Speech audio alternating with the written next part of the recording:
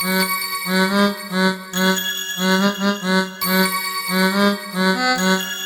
no rush.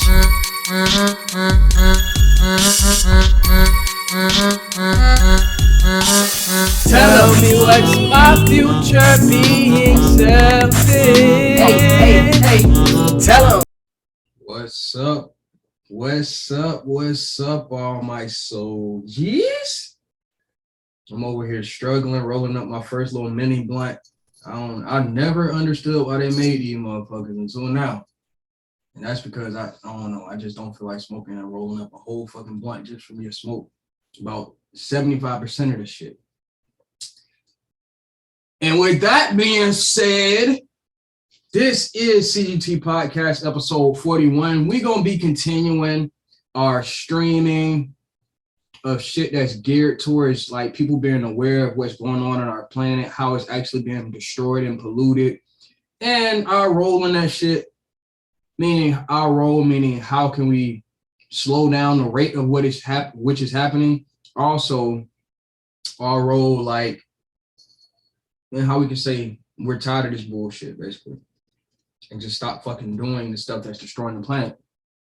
And for the people that actually continue to do that, they will just be seen as complete fucking idiots. That's all we got to do. The same way, if you can't read, you considered an idiot. If you think destroying the fucking planet in any way, especially with this fucking big oil industry shit, if you think that's okay, then you're a fucking idiot at this point. And if you're not up to date on how this shit is actually going down, I'm not saying you're an idiot, but you on the brink of being one, you feel me? Because we all gonna keep having kids and shit. Not all of us, but a lot of us want to keep having kids. A lot of us want to keep enjoying the benefits of this planet that we like to call Earth. And in order to do that, we just have to be educated on how the fuck. What's up? Got my first person on my IG Live. We just had to be educated on how the fuck this shit actually going down. So with that being said, without any further ado, I actually found a way for the people on my Instagram to see what I'm watching. So this way I might actually try to stream for like 2 hours straight on Instagram too, instead of just mostly doing like the 2 hour streams on YouTube. I'm gonna try to do it live on Instagram while I'm also recording it on my Zoom. Excuse me. I got to get better technology to do this podcast with, but for right now, this is the best I got. And with that being said, let me go ahead and screen share right quick. Screen share.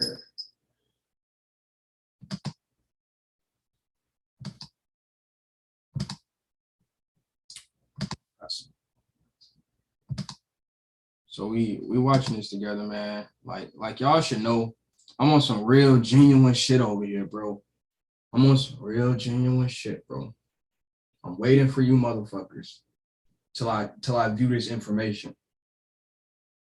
Not saying I'm not watching other shit, because that's why I literally made the podcast and the reaction channel, because I watch so many documentaries, I take in so much information that I would just rather watch this shit with other people, see y'all reaction the same. Y'all can react the same way I'm reacting to it firsthand almost, because a lot of this shit that I watch is either within the last 10 years, and if it's not, it's something very relevant to history, and if it's not, then that's something that's happening today. Like this shit is in like state of emergency, pandemic type shit. So with that being said, today on our role of staying up to date on what the fuck is going on with pollution, staying up to date on what the fuck is going on with the big oil industry, staying up to date on what's going on in the world with pretty much just fucking destroying the planet. When it comes to people who are fucking wanting to take the role of Shiva out here, who want to take the role as the devil and just fuck up all the trees and plants and spray GMOs and chemicals that have a half-life for a billion years and shit. We want to give a round of applause for these people. They're making us so aware of how easy it is to fuck up our planet, and yet people still not fucking paying attention.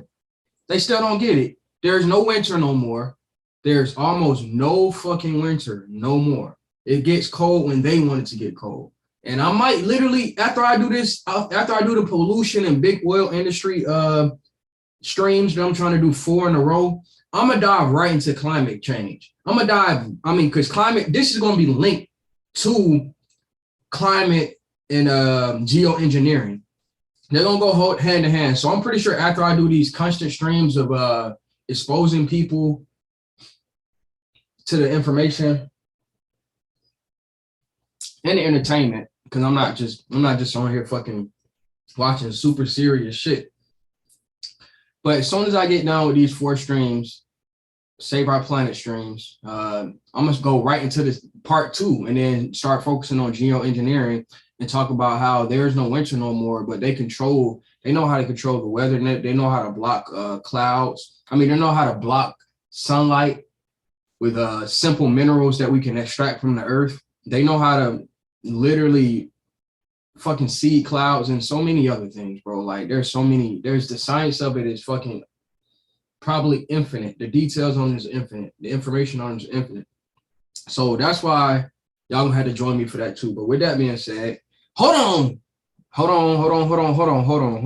gotta get me a lighter right quick.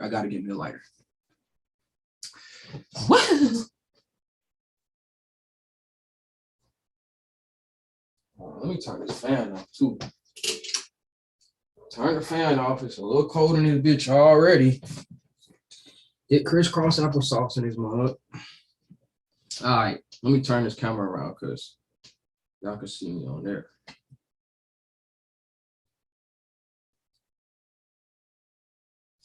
I think y'all can see me on there at least. All right, that's good. I'm gonna put me right here, right there, and I'm gonna put me up here. Yeah, I'm gonna put me up here in the right corner. Now I'm gonna put me over here in the left corner. That's where I'm gonna be at right there. I got my flame. Let's go. So right now we're watching Coca-Cola's Plastic Problem: Secrets of the World's Top Plastic Polluters. Oh my God, this guy is so fucking lame. He cares about plastic and pollution. Don't he know that black people need fucking reparations? We ain't gonna never get reparations with this nigga talking about plastic pollution. But with that being said, whoever thinks like that, you're an idiot. You are a fucking idiot. There's no point in having fucking money if you can't buy or fucking exchange for resources with that fucking money. It doesn't matter. And if the resources are tainted so much that they lose all the value, or that, there's going to be wars in order to actually fucking regulate this shit, because it's too late to actually just try to say we're simply making laws for this shit. When shit gets out of control, then y'all gonna see it was never about the money. It was never about race. It's only about power, control, and manipulation. If you are a Soulja, your purpose in life is create, grow, and transform. Or if you're aware of that, then you're a Soulja. But the opposite of that, when you're not focused on creating, growing, and transforming life, then you're automatically going to be fucking grabbing onto any material and fucking using it as you're going to be fucking enslaving all materials on earth. And you will never understand the dynamic relationships between people, beings, and the fucking earth that was here before you personally got here in the fucking body you're in today. And that's the problem with fucking companies like Coca-Cola. So, fuck, I gotta move one more time. My bad.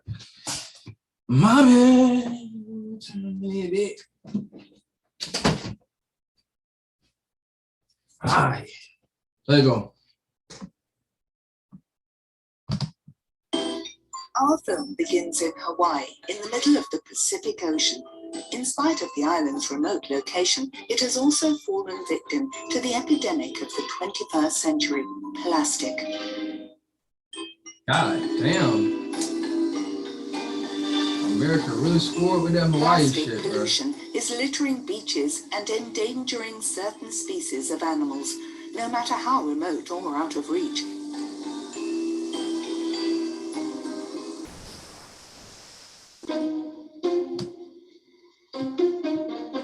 In this laboratory in the north of the archipelago, scientists study marine animals, not plastic, at least in theory.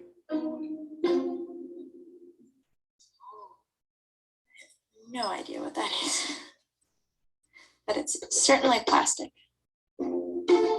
Jessica Perelman is a biologist, accustomed to finding plastic in fish stomachs. She has my bad. I gotta shout out all the. Usually we'll find plastic Hold on, bags. Google. I pressed the space bar now, bitch. Hold on, Google. I pressed that motherfucking space bar, nigga. You're supposed to pause. Hold your horses. God damn, YouTube. You tripping today, nigga, already. But this documentary was made by Java Films. Please go check out them. Subscribe to them because this is a great documentary, even though I haven't watched it yet. I'm pretty sure it's gonna be good. If not, then I'm gonna change my mind at the end of this and say fuck y'all, Java Film. But for right now, y'all go subscribe to these people. And matter of fact, subscribe to Soljai CGT podcast. You feel me? Subscribe to hit the subscribe channel. Hit the subscribe button right now. Hit the like button. Hit whatever the fucking button you gotta hit on Instagram. Hit whatever button that is on Instagram you gotta hit in this motherfucker. And after you do those things, we're gonna continue. Thank you, Java Films. And this was all coiled up in the stomach when I found it. I had no idea what it was until I unfolded it and just. How did you react when you find this in the stomach? I was shocked. I started, documenting it and measuring it, taking photos, showing whoever else was around in the lab, and we were just, shocked to think that these fish are really ingesting this. Advertisement coming up. Got some for that shit. Mute. But yeah, starting off already, we already getting some straightforward facts. There's an estimation that there's more individual pieces of plastic in the ocean than there are fucking fish. Now, I'm not sure how accurate that is because they tell us at the same time that motherfucking, the ocean is still mostly unexplored and shit like that. So we're going to have to balance out those two quote unquote facts and say, even that's still too much fucking plastic. Either way, we're going to say that.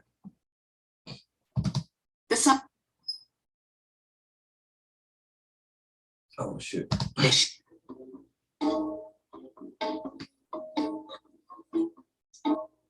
The young researcher was not expecting such a surprising discovery when she began her work on this species. Yo, what the fuck type of fish is that? Fish live at a depth of about 200 to 1400 biologists meters. Probably be seeing. And they're clearly... Marine biologists probably be seeing some weird shit, especially if we really haven't discovered most of the ocean like they tell us. They be saying some weird shit, I bet. Coming in contact with plastic, and it appears that plastic is truly a deeper problem than we might have imagined. Even swimming at these depths, the lancet fish manages to swallow trivial plastic objects. Occasionally you might find a brand name such as this Dasani bottle label. What is this?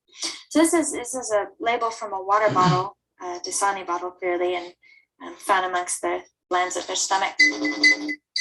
Famous brand, Dasani? Dasani is a pretty well-known bottled water company. Oh, listen, bro, I love how they set this fucking documentary up already. I love it. They started off with this marine biologist in her laboratory. They found the Dasani wrapper inside of a fucking fish that usually lives in the deep part of the fucking ocean. And it just so happens that Dasani is made by fucking Coca-Cola, and his documentary is about Coca-Cola's plastic problem. Finding labels such as this in the stomachs makes it then easy to determine where it may have originated. There's always more to things than just what you see. And Dasani is much more than just water. Y'all see how they got the black lady in the fucking Y'all see how they got the black lady in the Garden of Eden and shit? That's what they call it. Wow. Propaganda out the asshole. In fact, Dasani is one of the world's best-selling bottled water brands. And if you're not familiar, Okay, off the rip, I gotta do a fucking content warning. I do not believe in nothing I don't believe in none of this. First, I'm just gonna say it straight out, bro. Dasani is trash. Dasani is literally trash. It's infinite trash. It's trash that probably has a half-life of like 100 million years. That's how trash it is. It's indestructible trash. That's how the trash Dasani is. It's literally fucking ocean water. It's salt water. It's the stupidest, bro. It's the stupidest, most capitalistic based water product that you're supposed to drink in the history of fucking capitalism. with Dasani, you will certainly know the name of the group behind it, the Coca-Cola Company.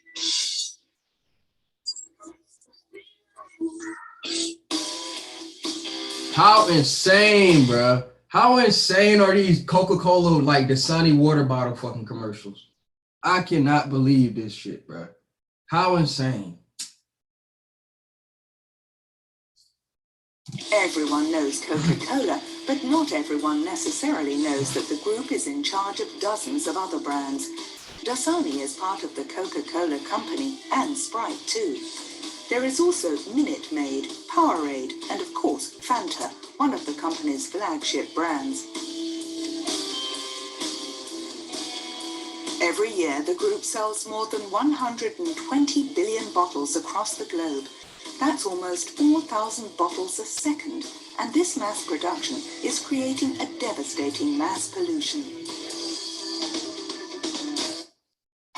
Like, oh my God. I thought this was In January I thought I was getting double hit with an advertisement, bro. I thought this was literally a Coca-Cola advertisement from YouTube, but I realized I rarely see Coca-Cola in like drink-based propaganda and advertisements on fucking YouTube and like shit like that. But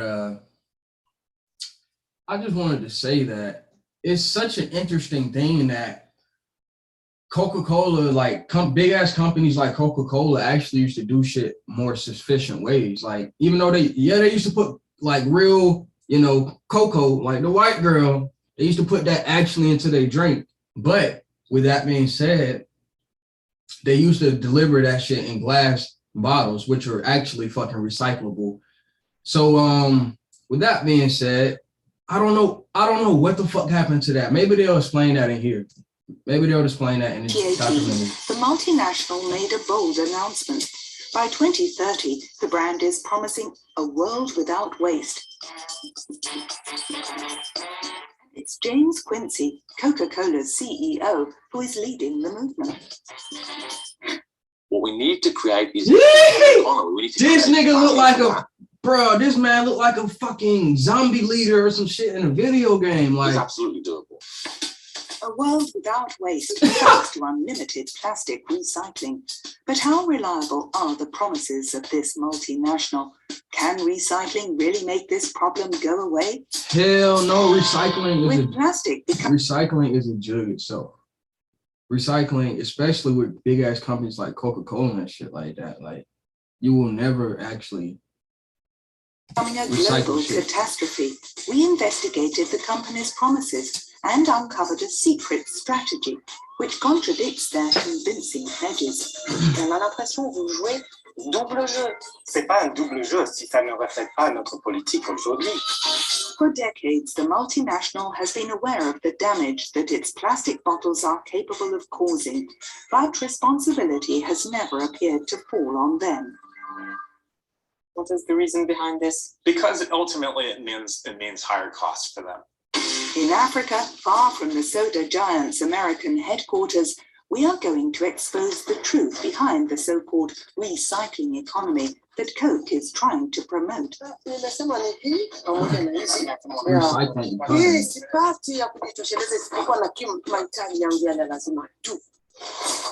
Come on, one last drink for the road. Welcome to the wonderful world of the plastic promises of the Coca-Cola Company.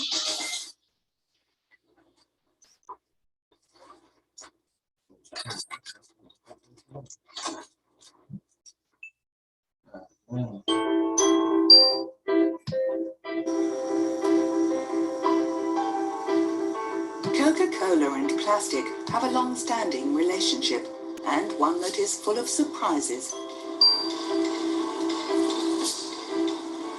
To find out more, we travelled to the United States to meet a man who is well informed on the subject.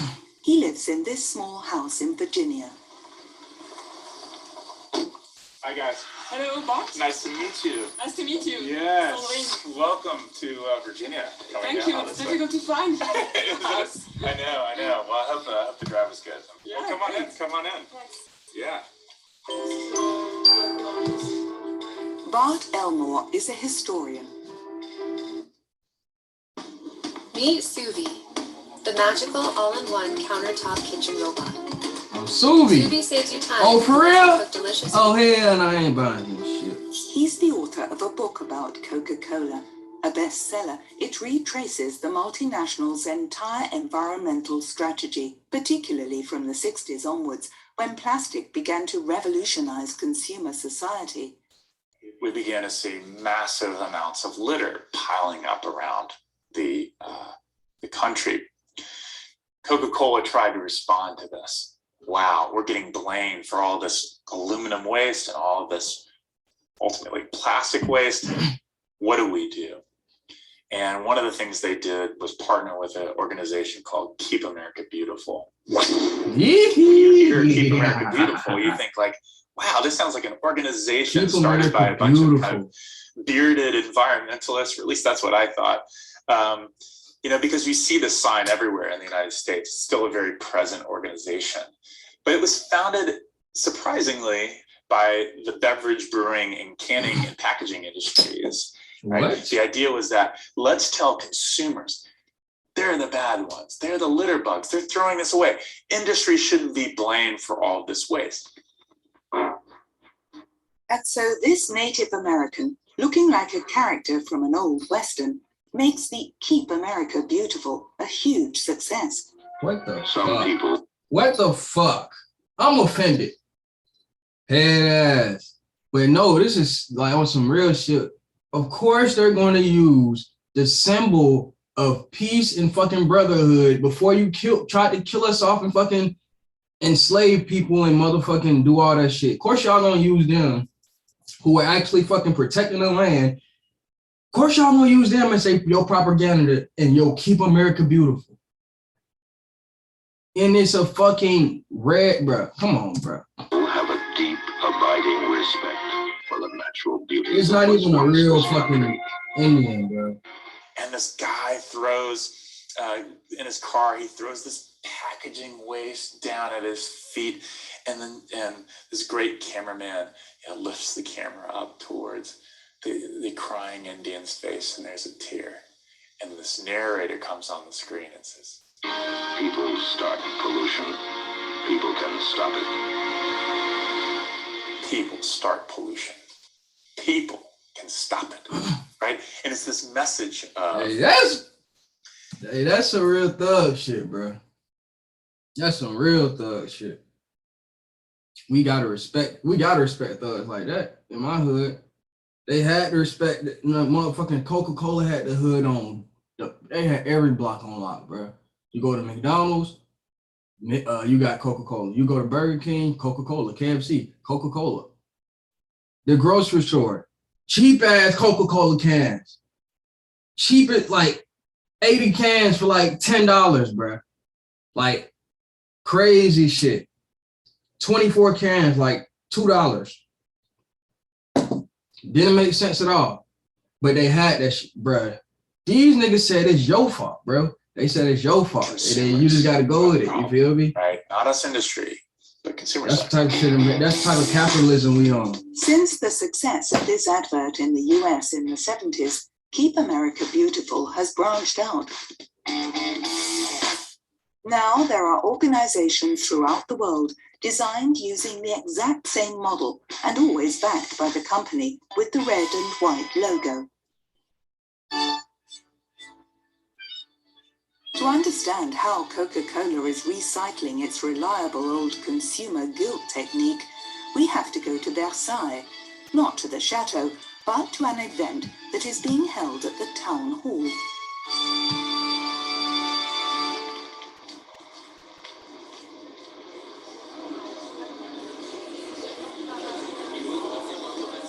It is an important conference with several elected officials from all over Europe. They're here to speak about the cleanliness of their towns, and it's serious stuff. They're even discussing the color of their trash cans.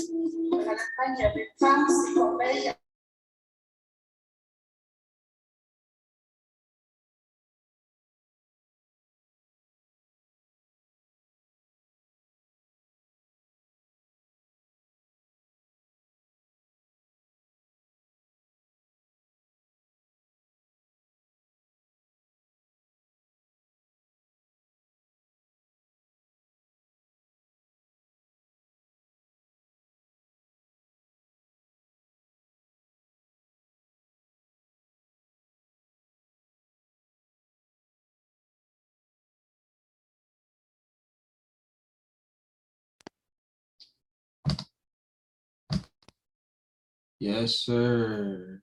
Okay. Now we back. Oh shit. We're still recording. Okay. There you go.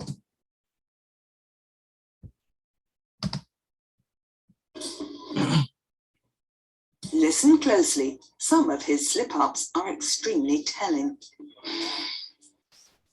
I have the great privilege of working for an organisation in Scotland and also being part of the European one that gives a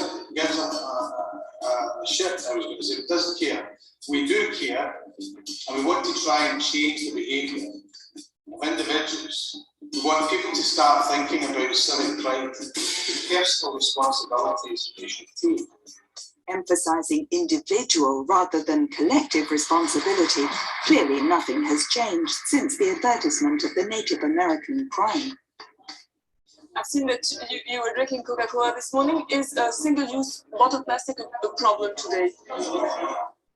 Plastic and plastic packaging has a very useful function in society, and we need to remember that the products are very creative, they are very, very useful, and they obviously perform a function that's important.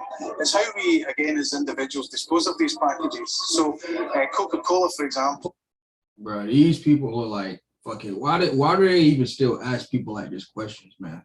Why? It's a waste of time. Because these people are like robots. They really are like robots, man. Like they just regurgitating what the fuck they get paid to say. And they can say this shit with more swag. And look at his eyes, bro. Like, look at this nigga eyes when he's saying this shit. People want their packaging back. They want to be able to get it back and recycle it and reuse it. He's just regurgitating shit. He's like a salesman that like, he like the Jehovah's Witness or the motherfucking, the nigga who sell cryptocurrency or the nigga who do fucking MetaTrader shit. You know, just salesmen. You know, people who fucking sell property or rent property out. Just people who want to goddamn negotiate with you, but the whole time they just goddamn remembering a fucking hook, line, and sinker. What we don't want is in the environment. According to the head of an association which claims to fight against pollution, Coca-Cola is supposedly the example to follow. But does he admit to being financed by the American multinational? We asked the question a few minutes later. Who is financing your charity? Nobody finances a charity. Nobody finances your charity? What do you do here? I don't know. I mean, I'm asking you as a journalist question. My organisation in Scotland is my day job. Okay, I'm fundamentally full-time committed to that role. I volunteer my time. Okay. By asking the finance question, we have identified a touchy subject. the conflict of interests. You spoke of conflict of interest. Do you think there is a conflict of No, I interest? didn't. I said you think you were trying to create an issue about a conflict of interest there. That's what I think you were trying to do.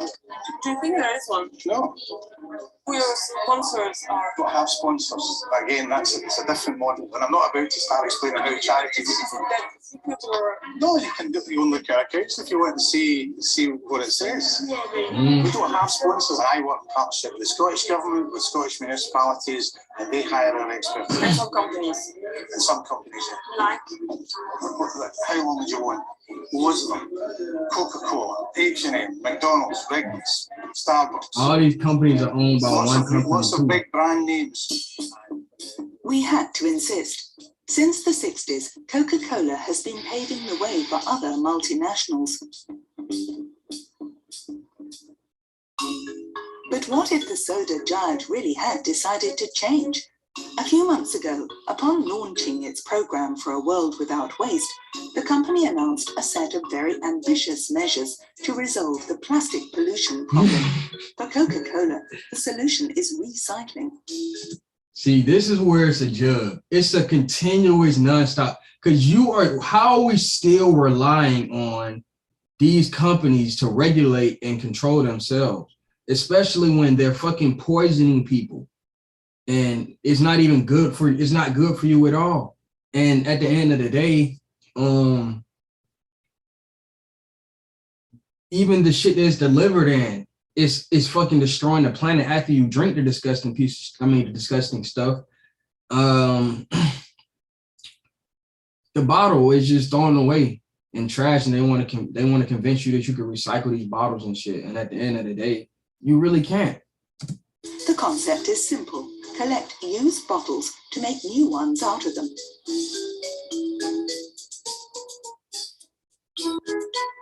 Coca-Cola promises to put 50% recycled plastic in its bottles by 2030, and that's on a global scale.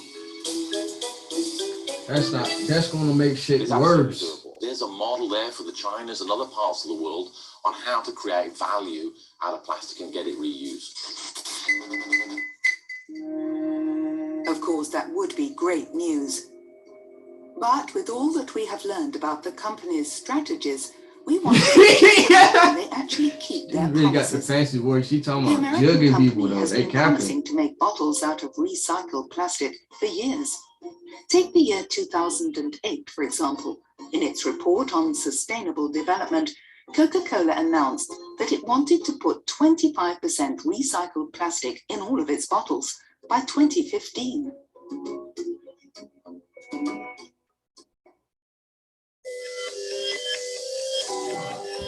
Poetry can make someone fall in love with you. You're right about that. For a long time, we sought to find any trace of this in the report from 2015. The company never clearly states whether or not their promise was kept. We end up finding a single figure, 12.4%. At first glance, it's easy to believe that this is the percentage of recycled plastic used by Coca-Cola.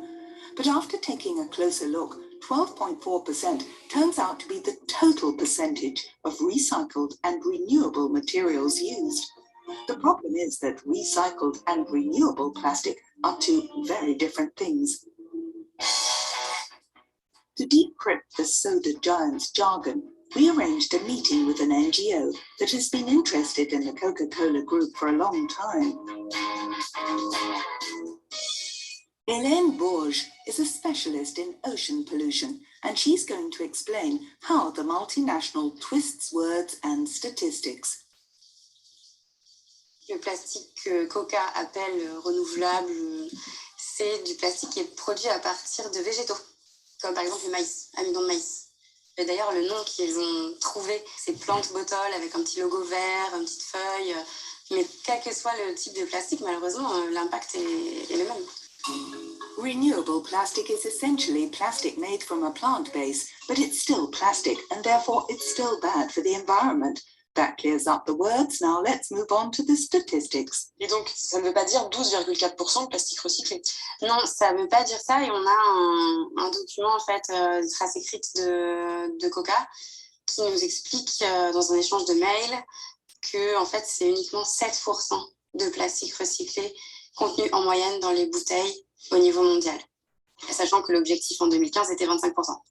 We are clearly very far from the target. From the NGO's point of view, Coca-Cola's recycling targets are first and foremost a marketing ploy to ensure that the consumer keeps buying their plastic bottles. Ces entreprises-là, qui utilisent énormément de plastique, elles trouvent dans le recyclage la solution qu'elles peuvent vendre à l'opinion publique.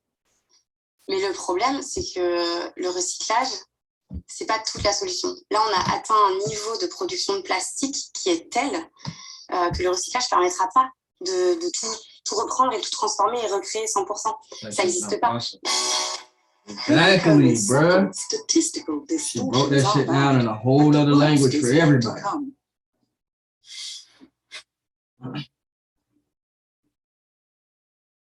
We uncovered something far worse in this envelope, which contains dozens of letters and internal records from Coca-Cola. These documents should have remained confidential, but they were published anonymously on the internet a few months ago. We carefully sifted through all the information and found that we could not be further from their ambitious "a world without waste" slogan. Amidst the mass of information, this document caught our attention. It's dated from 2016 and signed by the Coca-Cola's lobbying manager in Brussels. That's just in Europe alone, man. Like, they're not even talking about fucking America, Africa, South America. They're not talking about none of that shit. Asia. Come on, bro. Wait, I don't know if they are talking about any of that, but I know for sure they are all the measures that Europe could adopt, but which do not coincide with Coca-Cola's interests. In the mix, we find carbon pricing, restrictions on the usage of caffeine, and EU ban of advertising to children under 12. In other words, anything that could lower the company's turnover figure. On the right, there's a circle entitled "Fight Back." These are all the European measures that Coca-Cola has decided to fight against through lobbying.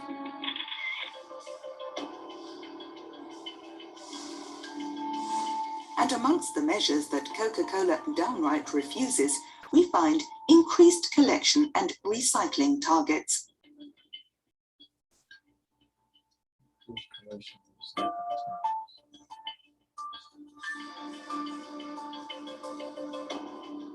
You heard it. Coca-Cola wants to fight against increased recycling targets in Europe, while they're promising the exact opposite in their public pledges. C'est d'un cynisme redoutable. Because they pitching that self-regulation shit, bro. Leurs bénéfices, donc ils travaillent dans ce sens-là. They're trying to maximize profit. That's how they work. In the fight back category, we also discovered that the company wants to fight against the deposit system. This is one of the systems that is actually effective in combating pollution, and the oldest in the game are well aware of this.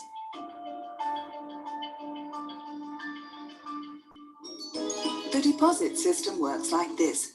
When you buy your drink, you pay, let's say, €1 for it, and you also pay an extra charge, the deposit, let's say 20 cents per bottle. In total, it'd cost you €1.20. But if you bring back the bottle, you'd get your 20 cents back. And so, all of a sudden, no one wants to throw their bottles away anymore. Where do they do that at? And what is most ironic is that the returnable bottle is virtually how Coca-Cola began. In the 50s, a bottle of Coke was not always served by a pin-up girl. Instead, it was served in a glass bottle with a deposit. So, once empty, the bottles would go back to the factory where they would be washed and reused. This creates significantly less waste for the environment. The system worked very well, but Coke decided to put an end to it and use plastic instead, completely disregarding one particular scientist's recommendations. Would you like to know how Coke decided to get rid of the returnable bottle? The company has forever attempted to keep this story from getting out, but we tracked down the only man able to tell it. What? Hey, y'all fine! Fuck!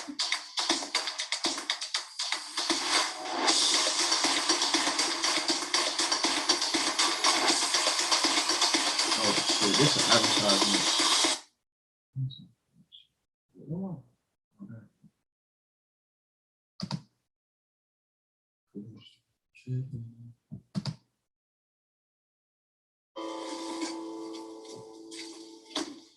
Today, he is enjoying a discreet retirement in Michigan, in the United States. I'm from Indigo. Good to meet you. Nice to meet you. Thank you very much for welcoming us. They got snitch on their ass. Thank you very much. This gentleman is called Arsène Darnay. He worked for the American Environmental Agency for many years.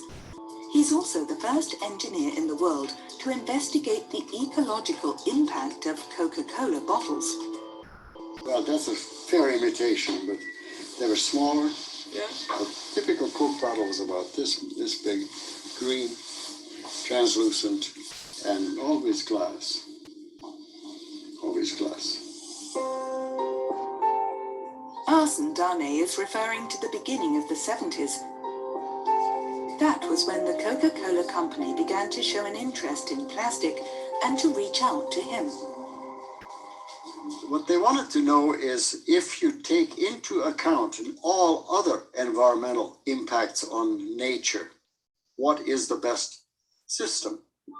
The engineer works for over a year, comparing the environmental impact of glass bottles to that of aluminium cans and plastic bottles. He cross-analyzes the data, makes graphs, does complex calculations, and he finally comes to this conclusion. A glance at the table shows that the returnable glass bottle, provided it makes 15 trips before it is discarded, is the ecological container par excellence.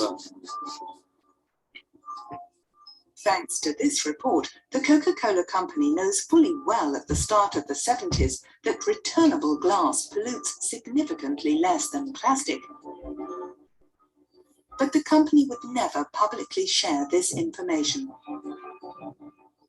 We put this together for them, and they didn't publish it. You know why? They were not interested in having the public see the total picture. Why? Because they wanted to keep it quiet as to which way they were going to go. This is the new lightweight plastic 2-litre bottle. I watched introducing the plastic bottles. Easy go. From your Coca-Cola bottler. But one time I even remember clearly one time going home and saying to Bridget, my wife, I said, they're going to the plastic bottle. I told you they would. And they are now going. It's just the first step. So light that 10 easy-go plastic bottles weigh less than one glass bottle each. What the fuck does that matter?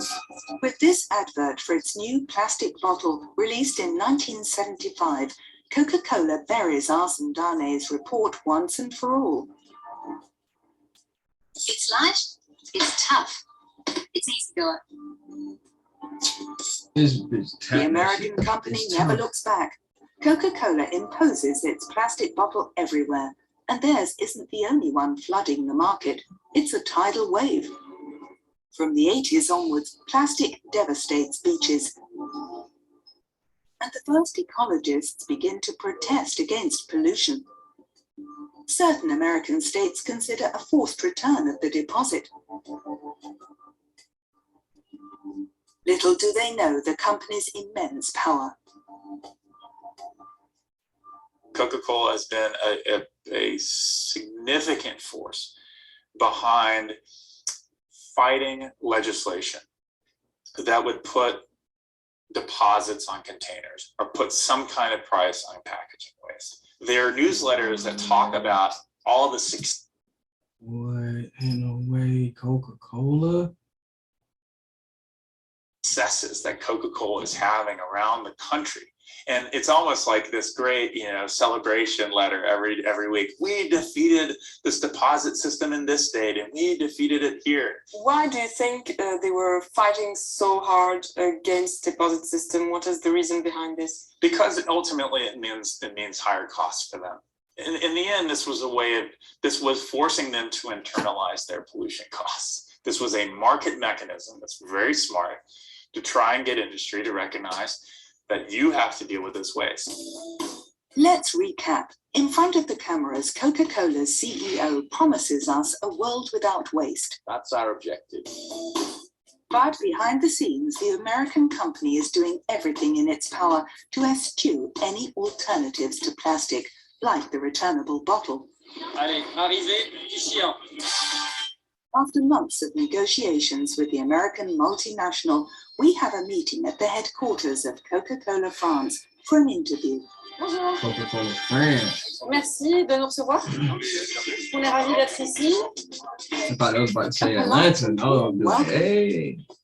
On n'a pas posé le mot du mais écoutez la musique. Est-ce que vous voulez boire quelque chose? But it seems we have not yet won their trust. Nos échanges, comme on vous l'avait dit par email. D'accord. C'est Archie qui s'en chargera.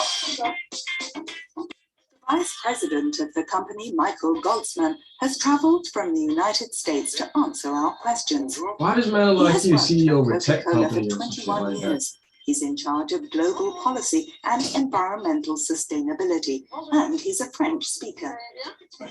Merci infiniment. Vous êtes venu d'Atlanta exprès pour nous? Oui, je suis arrivé lundi. Ah, d'accord. Vous êtes là pour quelques jours à Paris. So our interview is done in French.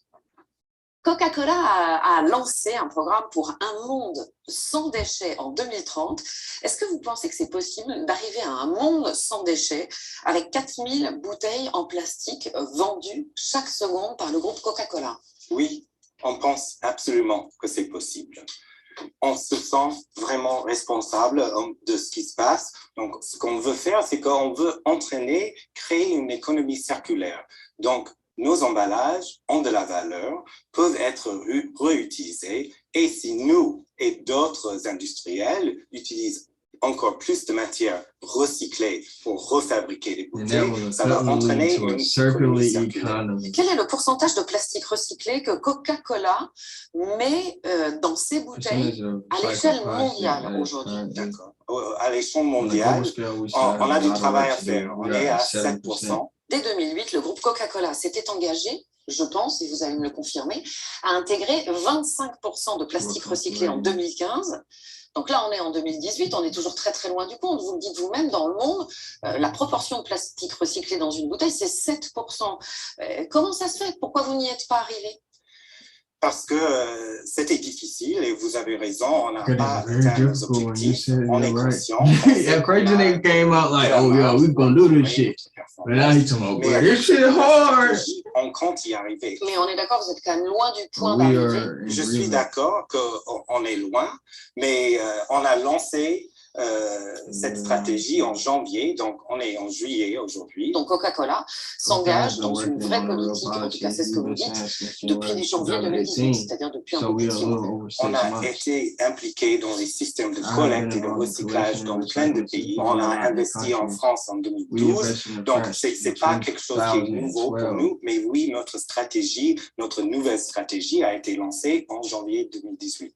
Est-ce que vous connaissez ce document? Oui. Alors, il date de 2016. Ce document, il est signé Sofia Chrysopoulou, c'est votre lobbyiste à Bruxelles.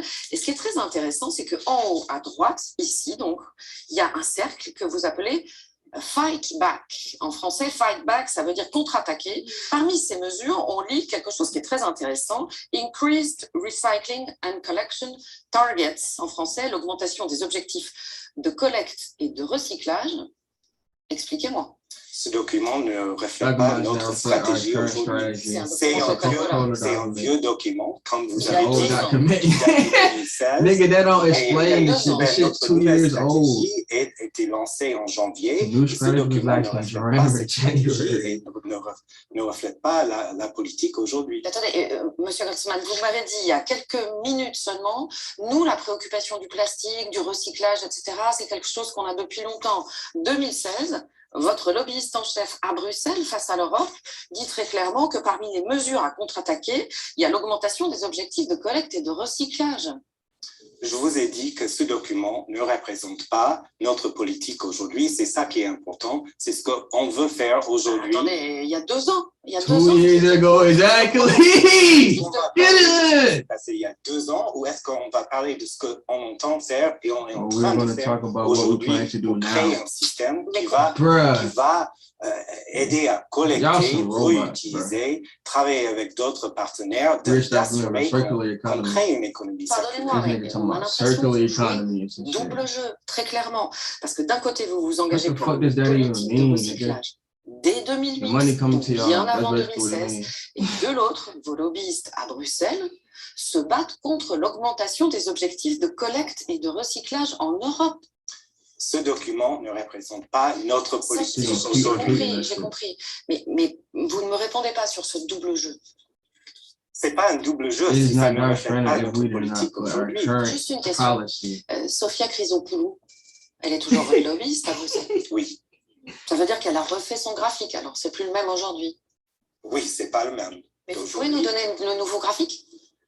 Non, j'ai pas un graphique à vous donner. Toujours dans ce graphique, je suis désolée, hein, mais il est quand même important ce graphique parce que c'est un document interne à Coca-Cola. Dans la catégorie des mesures à combattre, il y a le terme EU Scheme for Deposit Systems. En français, ça veut dire un système de consigne. À l'époque, on soutenait pas les systèmes de consigne, mais aujourd'hui, on est prêt à les soutenir et justement, on participe dans plus de 40 systèmes. Donc là encore, vous avez changé d'avis. On a changé d'avis. En 2 ans, vous avez changé radicalement. C'est-à-dire que là, vous disiez contre-attaquer en 2016. Et là, en 2018, vous dites on est pour. Ça a été quoi le déclic? On est en communication avec des tierces parties tout le temps. On a des dialogues tout le temps et on réévalue régulièrement nos politiques et on a décidé que c'est le moment de vraiment investir.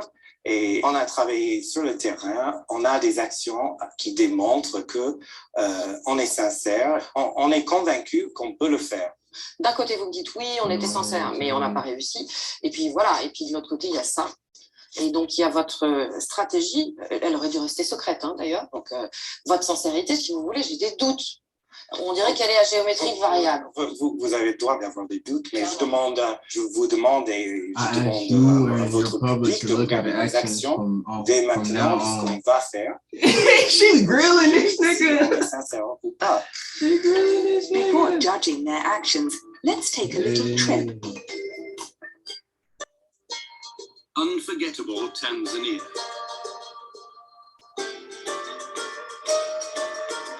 We travel to Tanzania, a country in East Africa, known for its incredible landscapes, unspoiled beaches, and the best safaris in Africa.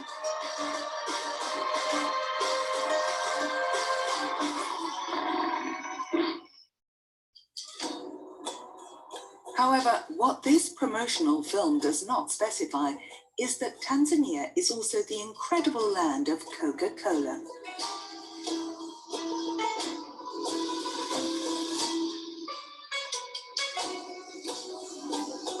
Here, everyone waits for red and white buses, walks alongside red and white walls, and in the playgrounds, children play around red and white.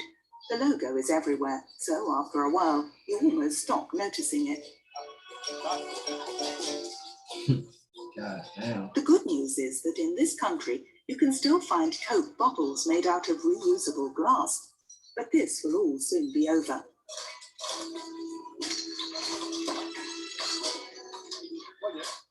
The American company is doing in Tanzania what it did in the United States 50 years ago, replacing the glass bottles with plastic ones.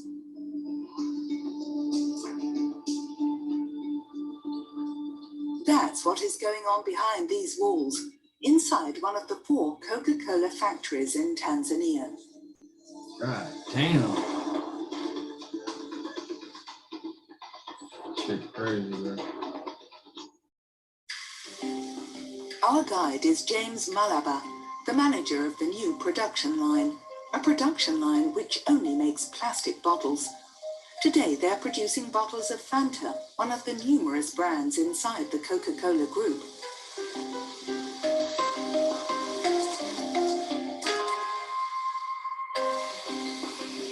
What the fuck? Everything is I'm automated, like, what the and the fuck is equipment that? is brand new. The bottles are filled behind this window.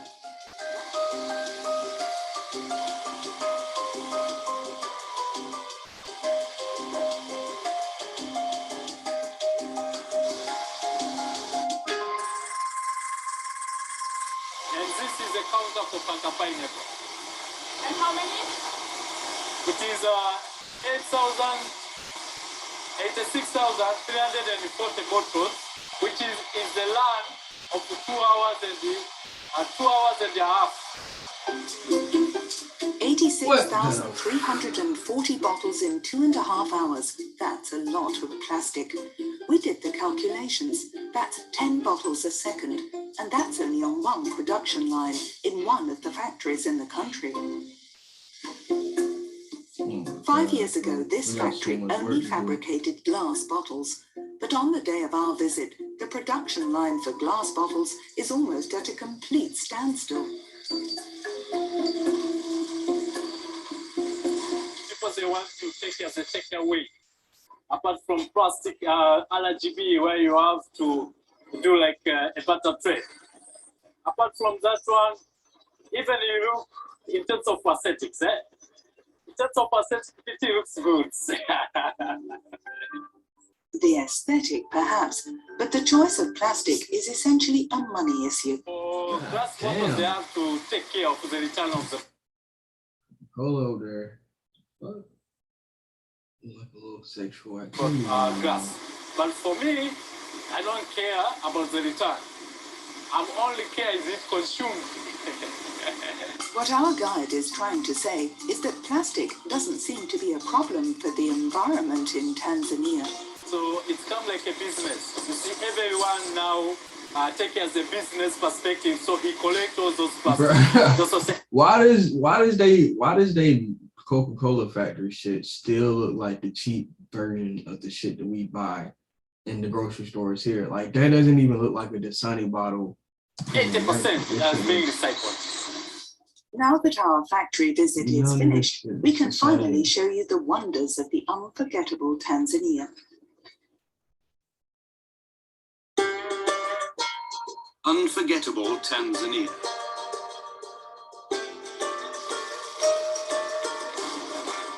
Here are the real results of Coca-Cola's famous recycling business. And just by looking at the waste collectors we were told about, it's clear that the recycling business is first and foremost a poverty economy. That's crazy. Mata is 50 years old and has 3 children that she is raising by herself.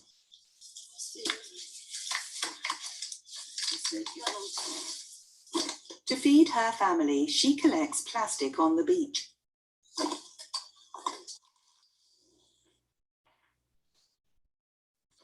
What is the best? Hawa sasa tatizo ni kwamba hawa ukisha wanachotaka ni chupa hiyo nyeupe. Sasa tunashukuru kwamba wanaotoa hizi kidogo soko linakuwa.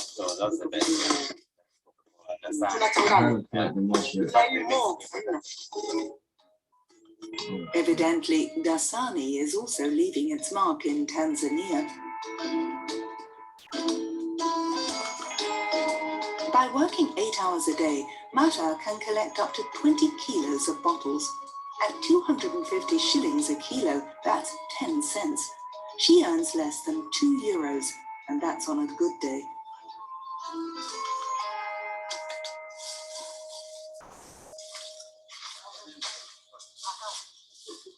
Nimesema ni hii pamoja na hii. Hii sipati ya kujitosheleza isipokuwa na mahitaji yangu yale lazima tu. Lakini sio kazi ya permanent kwamba inanitosheleza. Bado iko chini. 280.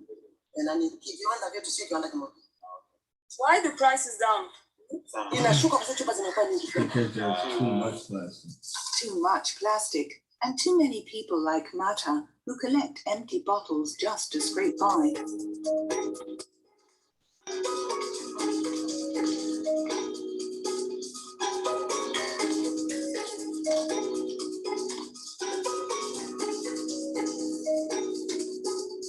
God damn.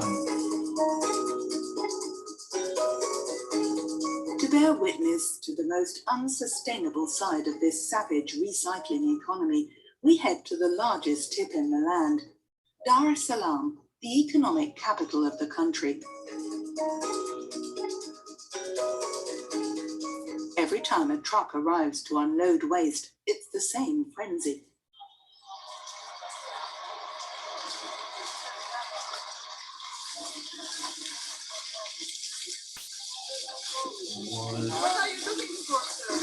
inafaa.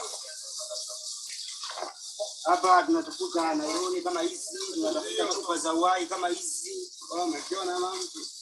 Hii chupa ni safi, ni nzuri. Tunaipenda wote raia wa ndani. Tunazipenda hizi chupa kuziokota na kuzitafuta. Inachokuja ugumu. Inashuka ghafla.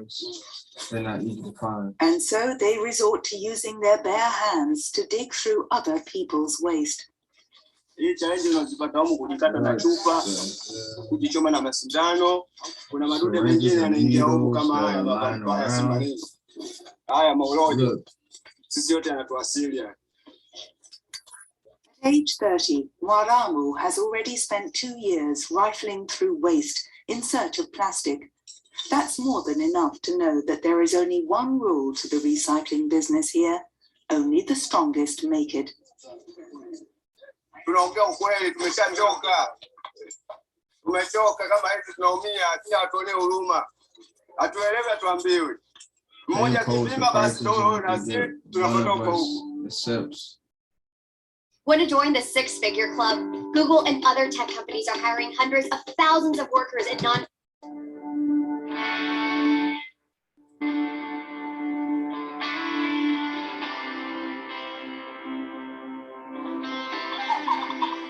It's time to clean the windscreen and head elsewhere.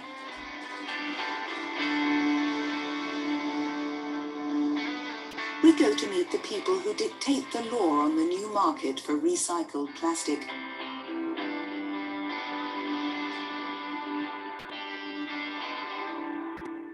We find them in the suburbs of Dar es Salaam. These are the companies who buy plastic bottles. This one is the largest in the country.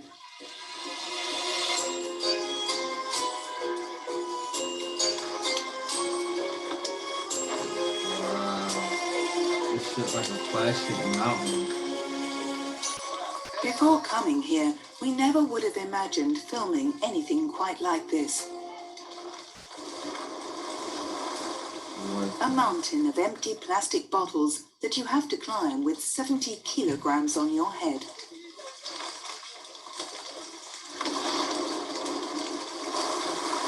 I wonder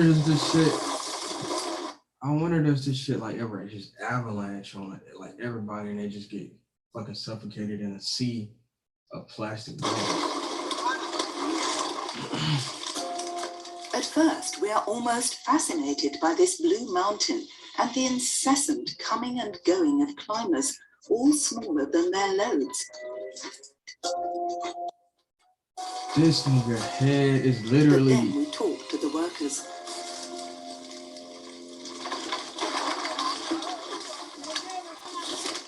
This family is the sun. I promise you it's the sun.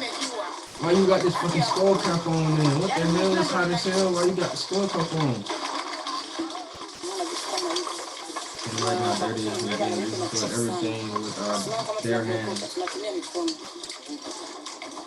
At the foot of the mountain, these workers begin their final sorting session.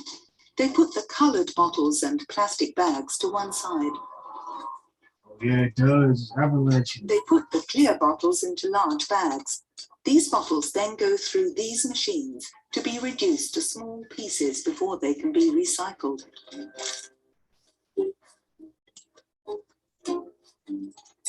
Until very recently, the company exported this plastic to China, the largest buyer of recycled plastic in the world.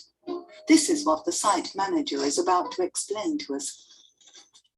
Yesterday when I was working and asking the collectors to tell me about, they told me the price went down a few months ago. They went down because China denied to buy this one. We stopped for a while since September and we start on February to export because there's no market. So what did you do when you couldn't export to China? Oh, we keep on buying, we buy. You see that mountain? This is because you couldn't sell to China? Yeah. So it accumulates. Yes. In 2017, China announced that it no longer wanted to be the world's largest rubbish bin and that they would stop importing used plastic from January 2018. No This decision shit. led to the collapse of the recycled plastic market, a precarious business, and an economy that rests entirely on the backs of the most vulnerable.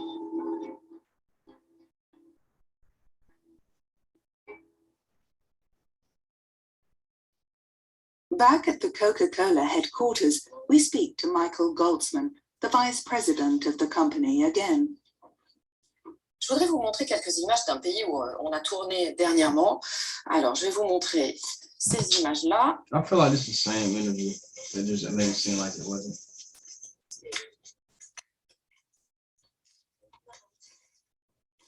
C'est la Tanzanie. Vous êtes déjà allé en Tanzanie? Oui. Donc, vous y êtes allé pour le groupe Coca-Cola? Oui. Qu'est-ce que vous y avez fait? What Qu'est-ce did you que do vous y there? avez What vu? did you see there? Ces images Nobody plaisent à likes seeing personne those side of things. et It's not happy on n'est with pas what's going content on de ce there qu'on voit either. là non plus. Et c'est And justement la that's raison exactly pour why we're laquelle launching a new on lance strategy. cette nouvelle stratégie. Vous savez pourquoi on est allé tourner en Do you Tanzanie? know why we went to film Je vais vous Tanzania? l'expliquer I'll parce explain to qu'il y you. a 6 ans, Coca-Cola Then ne vendait en Coca-Cola did Tanzanie not sell a aucune single bouteille plastic en plastique, in que des Tanzania. bouteilles en verre. Elles We étaient only sold consignées. glass bottles. Et aujourd'hui, les usines d'embouteillage de And Coca-Cola now en Tanzanie Coca-Cola Tanzania misent, are mais mainly alors making très plastic clairement, bottles. sur le plastique. Pourquoi avoir fait ce choix? Why did you make that decision? Le consommateur, comme je vous ai déjà dit, il y a des avantages et des inconvénients pour tous les emballages. Le consommateur cherche aussi la portabilité du boisson. Donc, si vous êtes passé du verre au plastique en Tanzanie, c'est de la faute du consommateur. Non, c'était notre choix pour répondre aux demandes du consommateur, mais ça veut dire qu'on a aussi la responsabilité de mettre en place des systèmes, ce qu'on compte faire maintenant aujourd'hui pour assurer la collecte de ces bouteilles. Mais vous êtes passé du verre au plastique il y a 6 ans, pourquoi vous ne l'avez pas mis en place à ce moment-là, ce système de collecte du plastique? Ce qui compte, c'est qu'aujourd'hui, on est en train de le faire. Bah non, ce qui compte aussi, c'est que pendant 6 ans, vous ne l'avez pas fait. Vous êtes passé du verre au plastique sans prendre en compte tout le système de collecte et de recyclage qu'il fallait mettre en place. Aujourd'hui, on a une nouvelle stratégie et une nouvelle politique. On veut entraîner l'économie circulaire. Vous parlez d'économie circulaire. L'économie circulaire, hein, en gros, c'est le business du recyclage. Moi, j'avais envie de vous faire écouter quelques témoignages pour vous montrer à quoi ressemble ce business du recyclage en Tanzanie. Regardez. Nimesema ni hii pamoja na hizi hii sipati ya kujitosheleza isipokuwa na mahitaji yangu yale lazima tu. Qu'est-ce que vous en pensez? On pense que nos emballages ont une valeur après avoir utilisé. Et si on investit à tirer la demande en utilisant plus de matières recyclées, c'est pas une question qu'il y a trop de plastique, il n'y a pas assez de demande.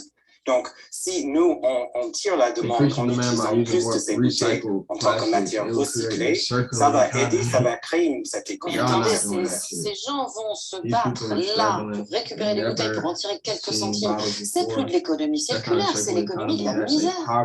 Ça, comme je vous ai dit, il faut mettre en place un système, une infrastructure où ces personnes vont avoir un vrai salaire pour pouvoir travailler dans le ramassage et la collecte des emballages. Moi, je comprends toujours pas pourquoi, quand vous êtes passé du verre au plastique en Tanzanie, vous n'avez pas mis en place l'économie du recyclage, parce que l'économie du recyclage, aujourd'hui, en Tanzanie, ça ressemble à ça. Come on in.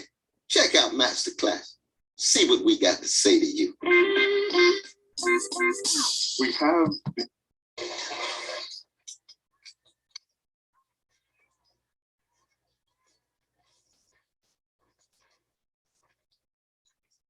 Commentaire. Mon commentaire, c'est qu'ils ont besoin de plus de financement pour créer un système, mais on voit aussi que ce qui est collecté, ce sont des bouteilles en PET, parce que ça a de la valeur et ça peut être réutilisé. Qu'est-ce que vous avez regardé sur ces images, les bouteilles en plastique ou les hommes qui les portaient? J'ai regardé entièrement ce que vous m'avez montré. Ce qui est frappant, c'est surtout qu'ils ont des montagnes de plastique sur le dos et qu'on voit que cette industrie du recyclage en Tanzanie, elle n'est pas du tout mise en place. Ils ont des montagnes de plastique, mais ce que nous, on veut dire, c'est que c'est une ressource. Parce que pour vous, en fait, ces images, c'est de la ressource. Notre bouteille peut avoir une valeur. Toutes les bouteilles PET peuvent avoir une valeur après leur première vie. Quand vous voyez ces images, est-ce que vous ne dites pas, nous, Coca-Cola, on a fait une erreur en Tanzanie? j'aime pas voir les images, personne aime voir ces images. On sait qu'il y a une préoccupation sur le plastique et on met en place aujourd'hui un système pour y répondre. Est-ce que vous pouvez me dire, en Tanzanie, ce que vous avez mis en place concrètement? C'est-à-dire, qu'est-ce que vous avez investi? Qu'est-ce que vous voulez développer pour qu'effectivement, on ne voit plus ces images? Je peux pas, on n'a pas encore lancé ce projet, mais on a des plans. Pour l'instant, vous n'avez rien investi. On n'a pas investi aujourd'hui. On est en train de monter le modèle en Tanzanie en utilisant ce qu'on avait fait en Afrique du Sud. Mais il faut revenir dans un an et on va voir ce qu'on a mis en place sur le terrain. Donc, dans un an, il y aura quoi en Tanzanie? On va mettre en place le même genre de système. Donc, il y aura une usine, il y aura... Dites-moi ce qu'il y aura. Il y a des systèmes de collecte et après, il y a des systèmes de conversion, de reconvertir en matière recyclée qui peut être utilisée. Coca-Cola vante un monde sans déchets, c'est le discours de votre PDG, M. Quincy. Est-ce qu'un monde sans plastique, d'après vous, c'est possible? Nous, on ne voit pas un monde sans plastique. On voit les avantages du plastique, la portabilité, l'impact carbone, mais on sait qu'il y a des effets néfastes et donc c'est pour ça qu'il faut mettre en place ce système pour le gérer correctement. With Coca-Cola, you can still taste the feeling in plastic bottles. Zero waste does not mean zero plastic, and the promise of a circular economy is very far away. To conclude our investigation, a single statistic will suffice. During the length of this film, nearly 13 million bottles of plastic will have been sold by the Coca-Cola Group throughout the world.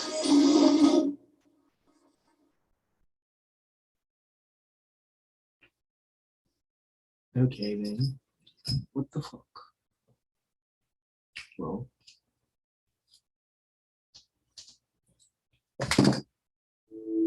Do you think strength is a gift? Oh my God. Now, LeBron, please don't dunk on me.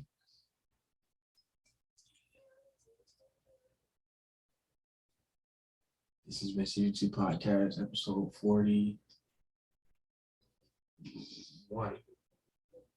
That being said, peace.